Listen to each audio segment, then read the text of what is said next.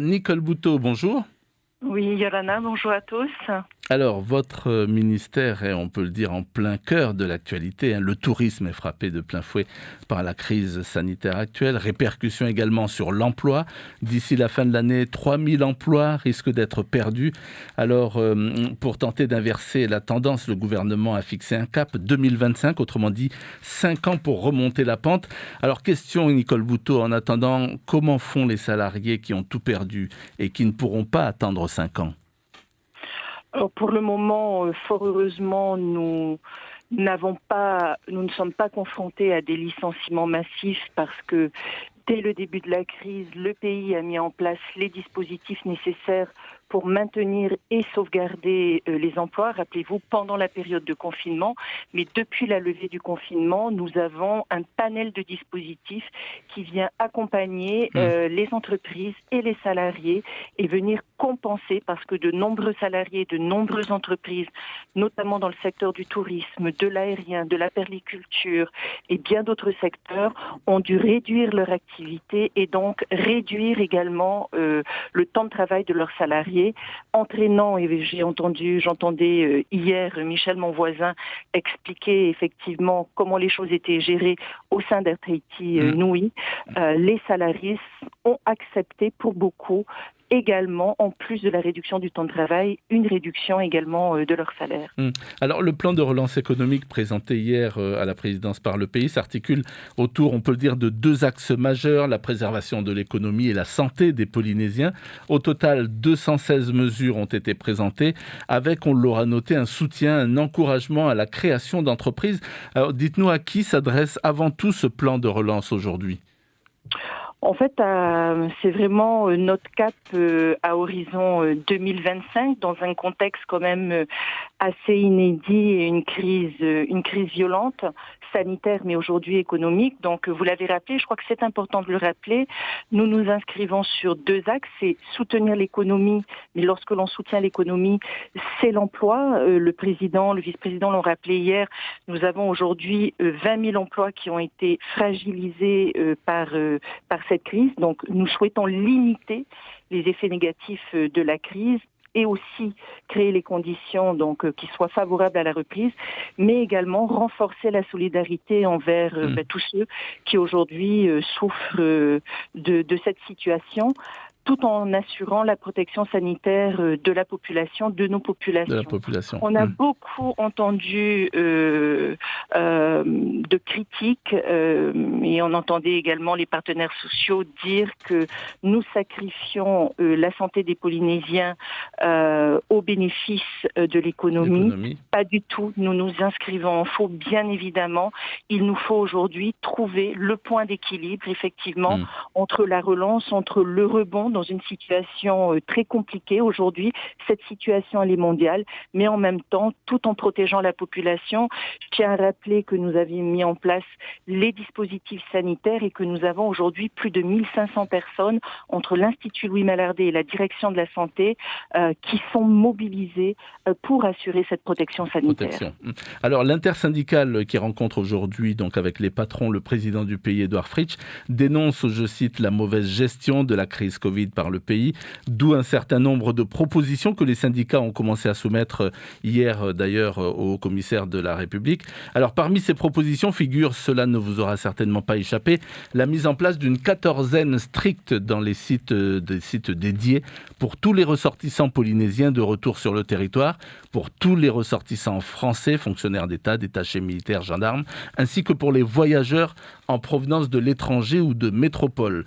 Ça vous a fait bondir ou comment vous réagissez ?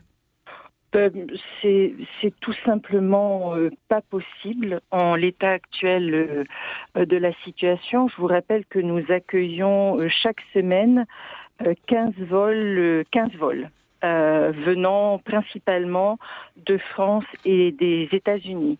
Ça représente entre 2500 à 3000 personnes chaque semaine.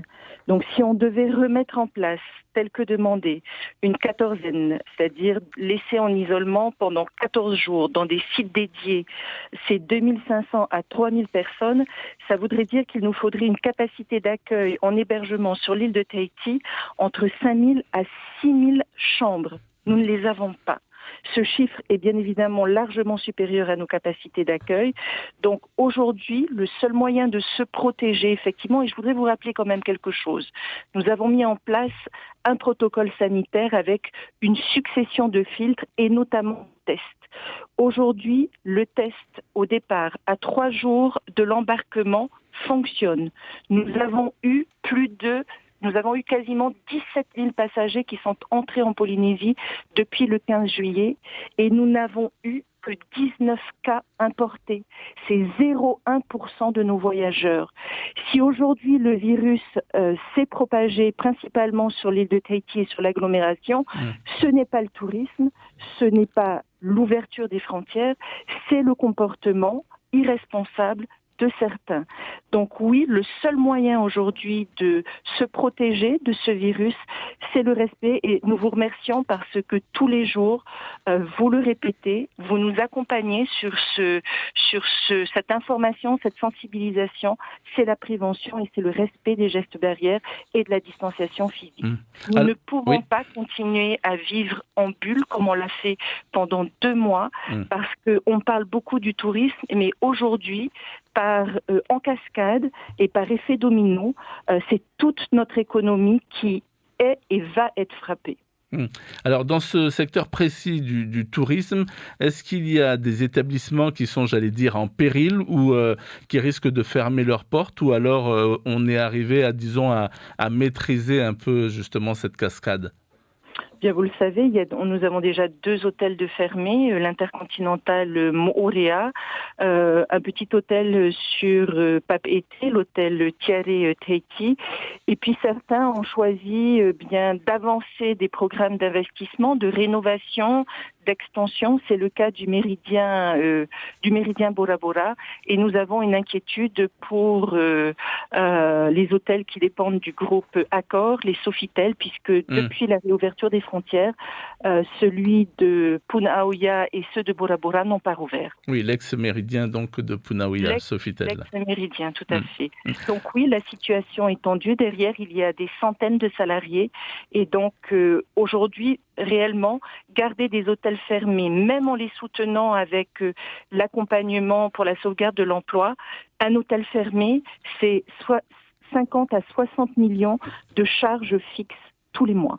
Donc, ils sont aujourd'hui, malgré le fait que l'activité effectivement ne soit pas au niveau et personne n'attendait à ce que l'on retrouve le niveau de fréquentation et d'activité d'avant Covid, l'idée c'était vraiment de relancer la machine économique, de relancer la machine touristique, même si nous sommes loin des niveaux d'activité de 2019. Alors pour retrouver justement ce niveau d'activité, il faudra selon vous combien d'années ? C'est difficile, je crois que personne n'a de boule de cristal. Aujourd'hui, vous l'avez vu, nous sommes, liés également à la situation internationale. Les marchés Asie, Pacifique, Amérique du Sud nous sont fermés aujourd'hui. Nos seuls marchés ouverts dans un contexte de pandémie qui est toujours présent sont les États-Unis et l'Europe. Et sur l'Europe, c'est particulièrement la France. En termes de fréquentation, sur les passagers entrants, nous avons 1/3 de résidents et 2/3 de touristes, 2/3 de non-résidents. Essentiellement en provenance de France pour quasiment 60% et 30% pour les États-Unis. Voilà la situation aujourd'hui. C'est vrai que elle est complexe, mais je tiens vraiment à saluer cette industrie touristique qui est debout, qui se bat avec nous pour faire en sorte effectivement que sur les 2-3 prochaines années, nous puissions retrouver l'embellie que nous avons connue en 2018 et 2019. Alors on a parlé de l'aérien, pas de visibilité pour ce qui concerne les croisières pour le moment ? En tout cas pour les croisières qui sont basées en Polynésie, Vous avez vu le Paul Gauguin, l'Aranui ont repris leur croisière interinsulaire. Le Wind Spirit est revenu dans nos eaux la semaine dernière et devrait reprendre également ses croisières en octobre prochain pour les croisières internationales, les croisières transpacifiques. Là, effectivement, au niveau mondial, beaucoup de compagnies ont revu complètement leur programme, donc on devrait reprendre une activité courant 2021. Alors, je reviens donc aux revendications des syndicats. Il y en a une donc qui concerne, alors cette fois-ci, la prise en charge des salaires des salariés suspectés d'être contaminés et mis d'autorité en isolement. L'intersyndicale estime que le salaire de ces salariés doit être assuré par le pays et par l'État. C'est une demande légitime ou exagérée selon vous ? Nous allons en discuter avec eux, mais également avec les employeurs que nous rencontrons demain. Des annonces vont être faites aujourd'hui sur ce sujet particulier, essentiellement dans l'évolution des protocoles proposés par le ministère de la Santé. Donc je vous en dirai pas plus puisque je laisse le soin au président et au commissaire d'annoncer ce protocole qui évolue. Alors, en l'état actuel des choses, Nicole Bouteau, est-ce que la Polynésie pourrait supporter une grève générale ? Non. Non. Je crois que la crise que nous traversons est historique. Nous n'avons jamais connu une telle situation. Je le répète encore, ce sont 20 000 salariés aujourd'hui dont l'emploi est fragilisé. Derrière ces 20 000 salariés, ce sont 20 000 familles. Donc, une grève générale essentiellement pour des revendications qui sont sanitaires. Nous avons quasiment la réponse à tous les points de revendication et nous allons en discuter avec eux ce matin. Donc oui, nous pouvons être dans l'échange, mais engager et venir encore plus fragiliser un secteur économique et donc des salariés qui aujourd'hui n'ont qu'une seule envie, c'est travailler pour avoir des revenus à chaque fin de mois pour pouvoir nourrir leur famille. Le président l'a dit, il ne comprend pas. Nous ne comprenons pas. Alors pour finir, Nicole Bouteau, il existe cela dit des points avec lesquels vous êtes peut-être d'accord, vous aussi, parmi les revendications des syndicats. Prenons le dispositif d'une caisse de chômage réclamée par les syndicats. Vous avez déclaré récemment que le sujet n'était pas tabou. Ça veut dire que ce dispositif peut très bien voir le jour ?